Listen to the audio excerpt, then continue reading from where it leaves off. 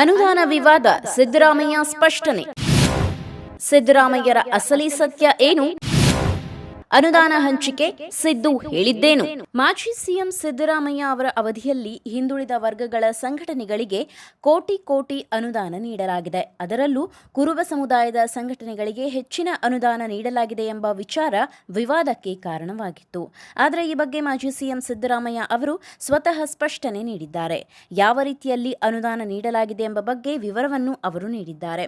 ಈ ಕುರಿತಾಗಿ ಅವರು ಪತ್ರಿಕಾ ಹೇಳಿಕೆ ಹೊರಡಿಸಿದ್ದು, ರಾಜ್ಯದ ಹಿಂದುಳಿದ ವರ್ಗಗಳ ಕಲ್ಯಾಣ ಇಲಾಖೆ ವಿವಿಧ ಹಿಂದುಳಿದ ವರ್ಗಗಳ ಸಂಘ ಸಂಸ್ಥೆಗಳು ನೀಡಿರುವ ಮನವಿಯನ್ನ ಪರಿಶೀಲಿಸಿ ಸುಮಾರು 155 ಹಿಂದುಳಿದ ವರ್ಗಗಳ ಸಂಘ ಸಂಸ್ಥೆಗಳಿಗೆ 71.85 ಕೋಟಿ ರೂಪಾಯಿ ವೆಚ್ಚದಲ್ಲಿ ಸಮುದಾಯ ಭವನ ಮತ್ತು ವಿದ್ಯಾರ್ಥಿ ನಿಲಯಗಳ ನಿರ್ಮಾಣಕ್ಕೆ ಪೂರ್ವಭಾವಿ ಮಂಜೂರಾತಿ ನೀಡಿದೆ ಎಂದಿದ್ದಾರೆ. ಇದೇನು ಫಲಾನುಭವಿಗಳ ಅಂತಿಮ ಪಟ್ಟಿಯಲ್ಲ.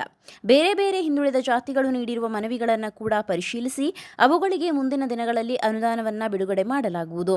ಇಲಾಖೆಗೆ ಸಲ್ಲಿಸಲಾಗಿರುವ ಮನವಿಗಳಲ್ಲಿ ಕುರುಬ ಸಮುದಾಯಕ್ಕೆ ಸೇರಿರುವ ಮನವಿಗಳು ಹೆಚ್ಚಿನ ಸಂಖ್ಯೆಯಲ್ಲಿದ್ದ ಕಾರಣಕ್ಕೆ ಆ ಸಮುದಾಯಕ್ಕೆ ಹೆಚ್ಚಿನ ಅನುದಾನ ಸಂದಾಯವಾಗಿದೆಯೇ ಹೊರತು ಉದ್ದೇಶಪೂರ್ವಕವಾಗಿ ಯಾವುದೇ ಬಗೆಯ ತಾರತಮ್ಯ ಮಾಡಲಾಗಿಲ್ಲ. ಕುರುಬ ಜನಾಂಗದ ಜೊತೆಗೆ ಮಡಿವಾಳ, ಲಿಂಗಾಯತ, ಒಕ್ಕಲಿಗ, ಬೆಸ್ತ, ಬಲಿಜ, ಗೊಲ್ಲ, ಜೆಟ್ಟಿ, ಕುಂಬಾರ, ಅರಸು, ಹೆಳವ, ಸವಿತಾ ಸಮಾಜ, ಉಪ್ಪಾರ, ಗಾಣಿಗ, ಕುರುಹಿನ ಶೆಟ್ಟಿ, ಹಾಲಕ್ಕಿ, ರೆಡ್ಡಿ ಈ ಜನಾಂಗದವರ ಸಮುದಾಯ ಭವನ ಮತ್ತು ವಿದ್ಯಾರ್ಥಿ ನಿಲಯಗಳ ಕಟ್ಟಡಗಳ ನಿರ್ಮಾಣಕ್ಕೆ ಪೂರ್ವಭಾವಿ ಆದೇಶವನ್ನು ಹೊರಡಿಸಲಾಗಿದೆ.